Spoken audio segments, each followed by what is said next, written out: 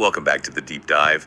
We're jumping straight into another fascinating substance today, pulled from a real classic, Homeopathic Materia Medica by William Boericke. The substance, Baryta Iodata. Our mission, as always, is to dig out those interesting insights, the practical bits, and really see what makes this one tick, according to this historical source. Yeah, and it's a key text. Boericke's Materia Medica, it's foundational in homeopathy, a huge compendium. The version we're looking at, presented by Mediti in 99, it's a well-established reference, deeply rooted in that tradition. Okay, let's get into Baryta Iodata then, first things first. What's Boericke actually call it, its common name? And more importantly, what's the core action he highlights? What's the main thing it does? Well, the common name is pretty straightforward, Iodide of Baryta. But the really interesting part, especially for that time, is the pinpoint focus. It acts on the lymphatic system. The lymphatic system. That's quite specific. It really is. It suggests, a pretty keen observation about immunity, fluid balance, things we understand much better now with modern tech. But they saw something targeting that network. That's a key observation from this text. Right. So if it acts on the lymphatics, what specific conditions does Boericke connect it to? I saw a few listed. Exactly. The text mentions increased leukocytosis. That's a higher white blood cell count, often pointing to infection. And it lists things like quinsy, which is a nasty tonsil abscess. Also, indurated glands, hardened, swollen glands, especially, it notes, the tonsils and breasts. Okay, so you can really see the link there. Swelling, inflammation, glands. It connects back to the lymphatics. Precisely. It's all tied into how the body handles that kind of inflammation and swelling, according to this perspective. So those are the very specific uses. Did Boericke hint at anything broader? Any other conditions mentioned? Oh, definitely. The text also brings up strumous ophthalmia with tumefaction of cervical glands and stunted growth.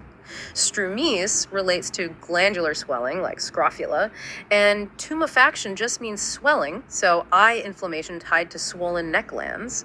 And even more generally, it just lists tumors. That really shows the breadth of how it was traditionally considered. Wow, okay. That's quite a range. Now, something else I saw was the relationship section. It lists other compounds, acon, lecotonum, lapiscon, mercide, carbo, and why list those? What's the point of that? That's a great question. It shows how these remedies were seen in context, relative to each other. These comparisons, they weren't just academic. They suggest similar actions or indications. It's like, well, it's basically a map for the practitioner. A map? How so? Well, if Baryta Iodata wasn't quite hitting the mark, this list pointed towards other options. Analogs, substances that might tackle similar symptoms or work on related pathways. So alternatives or maybe even complementary remedies. For instance, it specifically mentions acon lecotonum because it was also linked to swelling of cervical, axillary, and mammary glands. See the connection? Okay, I get it. So it helps understand the family of effects and gives options. Makes sense. Now, shifting gears a bit, what about actually using it back then? The practical side. Does Boericke mention anything about the dose or how it was prepared? Yes, it's quite specific there. The traditional dose is given as the second and third trituration. Trituration, right? That's the grinding process. Exactly. It's a standard homeopathic preparation method, especially for things that aren't soluble, like minerals. You grind the substance repeatedly with a diluent, usually lactose, in set ratios. The idea in homeopathy is that this process makes it more, active, let's say. It grounds the remedy in that specific historical practice.